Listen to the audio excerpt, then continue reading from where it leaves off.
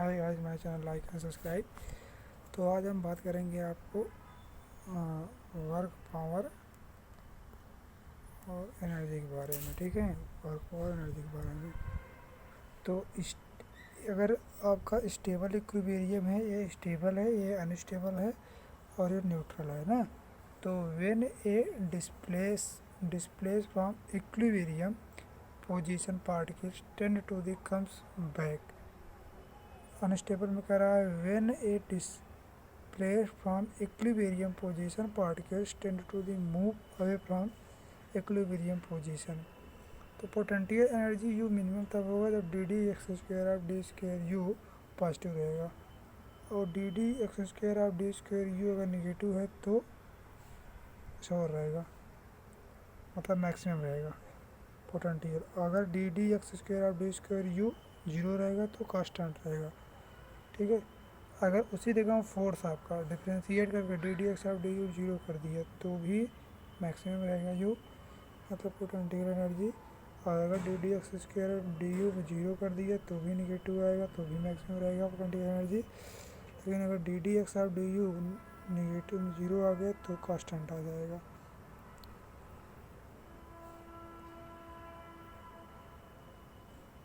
अब इसमें देखिए, इसमें क्या रहा है, when speed of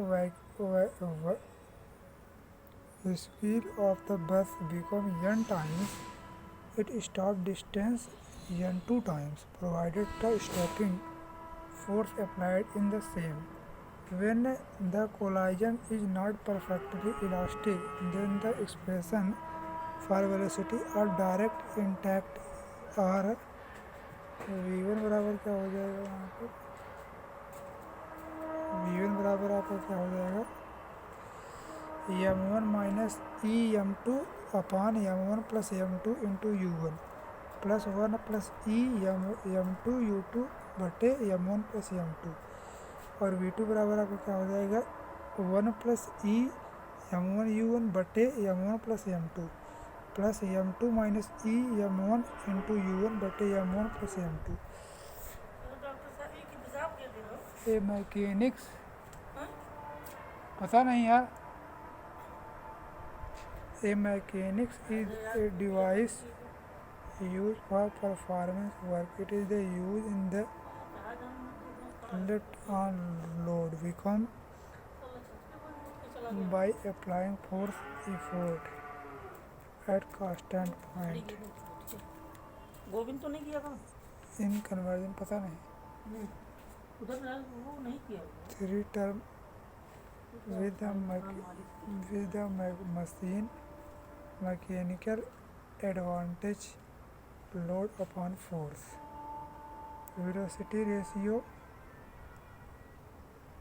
distance through which effort is applied, distance from which load is felt। Efficiency बराबर क्या हो जाएगा, आउटपुट एनर्जी बटे इनपुट एनर्जी। नीटा बराबर होता है work done by the machine बटे work done in the on the machine, मतलब W इंटू डी बटे F into d. For an ideal machine eta बराबर 100%।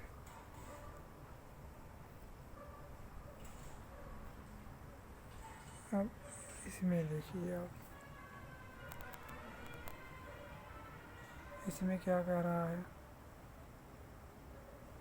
इसमें क्या कह रहा है, for a body roll down an inclined force friction is most. ठीक है, kinetic energy of rolling body, kinetic energy translation plus kinetic energy rotation, तो मतलब 1/2 M V square plus 1/2 I omega square. For the ring K T बराबर K R, for the disc K T बराबर 2 K R, for solid K T बराबर 5 K R. If an particle is moving in the circular path and angular speed omega and center of circle, it is the angular speed about a point on the opposite side diameter and passing through it is omega by 2. Moment of inertia of a body about the axis can neither taken as scalar and nor it can be treated as vector. It is a tensor.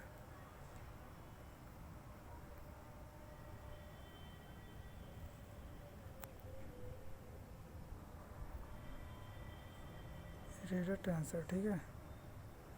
तो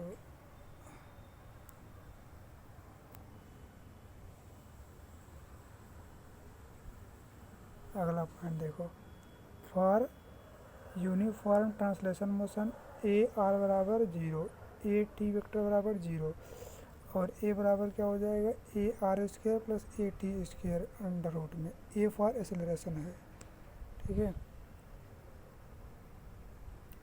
for acceleration translate motion A R vector बराबर A T vector, मतलब A vector बराबर A T vector. When the body is undergo accelerate on circular motion, a vector r बराबर 0, तो a t vector बराबर does not equal to 0। a बराबर क्या हो जाएगा, under root A R square plus A T square. Suppose r is a position vector in the point on application of force f if the theta is the angle between f and r vector, then the radial component of a force f r f cos phi and transverse component and normal component of the force f phi बराबर f sin phi। तो radial component causes only translator motions and no contribution torque. तो translation component along causes rotatory motions and contributed torque. तो torque tau बराबर F phi यानी r F sine phi, या r tau phi बराबर r vector into F vector. Rolling motion of the combination of rotation motion as well translation motions, the axis of the rolling body parallel to the plane on which the body roll। छठवां में है, when a body like sphere, disc या cell ring roll down inclined plane and velocity, acceleration, time taken to reach the bottom and does not depend upon the mass of the rolling। सातवां में है, for the rolling body same mass and same radius, तो v sphere greater than v disc greater than v shell greater than v ring. Acceleration obviously time taken bottom to inclined plane must be just and reverse. तो इस तरह हो जाएगा, ठीक है। ये मैं पहले बता चुका हूँ।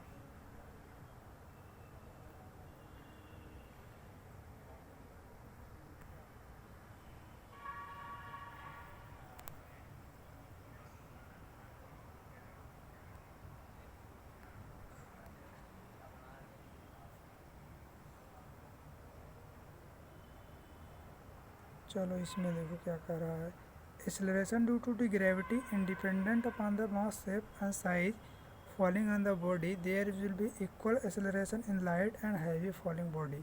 If a body is taken above the surface earth, the value of acceleration due to the gravity varies। ठीक है, अब इसमें देखो क्या कह रहा है,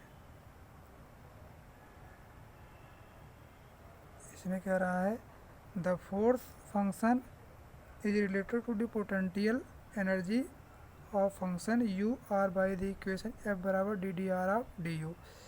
in a gravitational field due to the body of point mass and gravitation potential of energy of body mass m and place and distance r, तो u is equal to minus G M M upon are.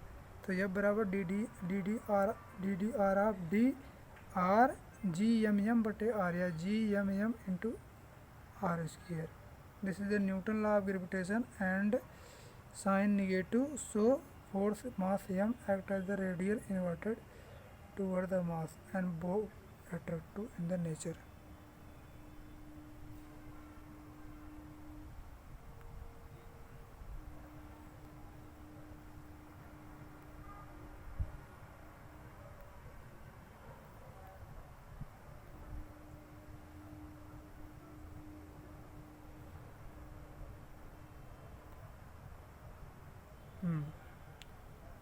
अब देखिए इसमें क्या कर रहा है, equation of the continuity represent the conservation of mass in the case of the moving fluid. दूसरे में कह रहा है, in the case of the viscous liquid in the moving steam line and flow velocity of the liquid flow independent in the nature of the liquid. ठीक है। तीसरे में कह रहा है, steady flow the wiring tube velocity of the flow will be increasing where the area cross sections of tube decreasing vice versa. चौथे में कह रहा है in the river and deep water run slow and less deep the water run fast. Falling of the stream water become the narrow as the velocity of falling of stream water increasing its area and cross area according to the equation of the continuity. This is the Bernoulli theorem.